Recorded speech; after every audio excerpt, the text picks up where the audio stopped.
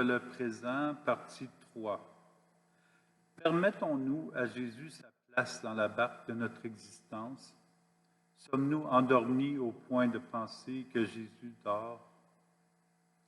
Changeons d'humeur, changeons d'attitude, changeons notre perception des choses.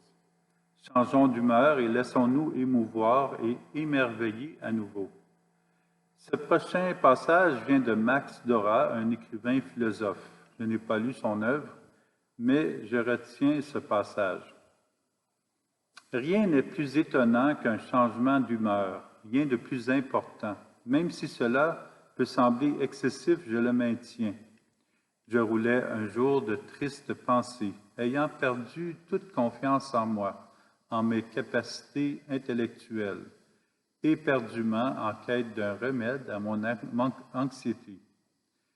J'avais frappé à toutes les portes et la seule par où je pouvais entrer, que j'aurais cherché en vain pendant 100 ans, je m'y heurtai sans le savoir et comme par miracle, elle s'ouvrit. Alors, d'un coup, revint mon appétit de vivre, s'évanouir mes doutes sur moi-même, mon inquiétude quant à l'avenir. Tout était de nouveau possible. Fin de la citation. En ce moment, tout est possible. Parfois, cela ne prend qu'une décision pour revenir au fondement naturel de notre personne et notre attitude change. Changeons notre humeur, portons un sourire. Osons davantage le présent que de penser changer absolument notre futur ou de nous tenir dans la tanière du passé. Cela nous permettra de vivre dans la sérénité. Réalisons davantage et même plus que nous n'osions rêver. Mais cela prend aussi une décision ferme de laisser l'amour de Dieu s'installer en nous, puis de surgir de notre vie. Nous lisons dans le livre d'Isaïe, « Voici que je fais une chose nouvelle, elle germe déjà. Ne la voyez-vous pas? Oui, je vais faire passer un chemin dans le désert. Je vais faire passer des fleuves dans les lieux arides. » Dieu, lui, peut permettre puisqu'il garde sa parole. Sa parole est vraie. Dieu nous promet que si nous lui offrons notre vie, il va nous ramener à notre état initial, à notre réalité personnelle. Dieu est le seul qui tient sa promesse. Jésus agit avec notre consentement. Saint Paul insiste sur ce point dans sa deuxième lettre aux Corinthiens. La parole que nous vous adressons n'est pas oui et non. Imaginons à quel point il est étrange et dérangeant de dire oui et non en même temps.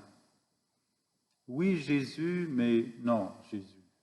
Oui, Jésus, nous croyons que tu nous sauves, et non, Jésus, nous n'y croyons pas parce que nous pensons que tu ne sauves pas. Oui, la vie, mais non, la vie. Oui, l'audace, mais non, l'audace. Oui, le gâteau au chocolat, mais non, le gâteau au chocolat.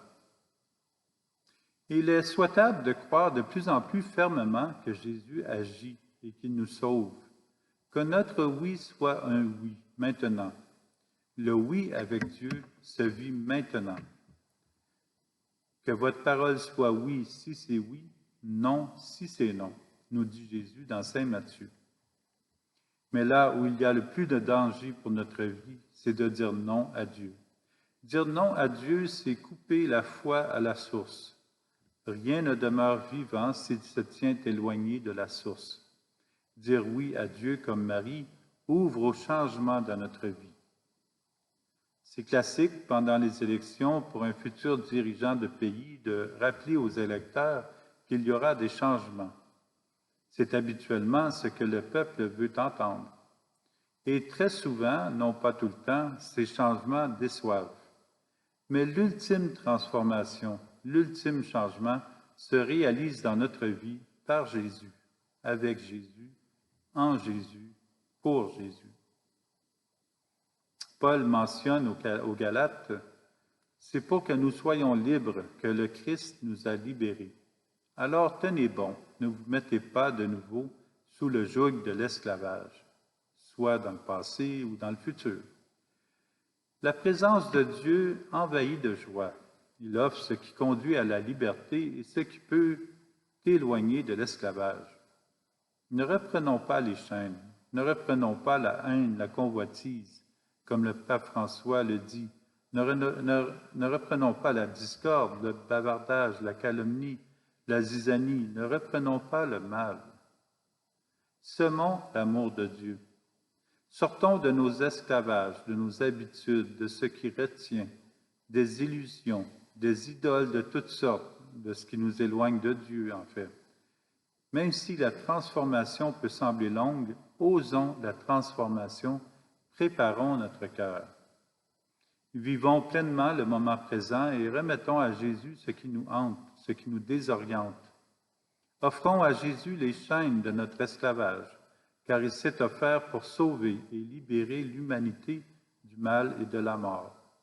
À nous maintenant de choisir la vie ou l'esclavage, la vie ou la mort.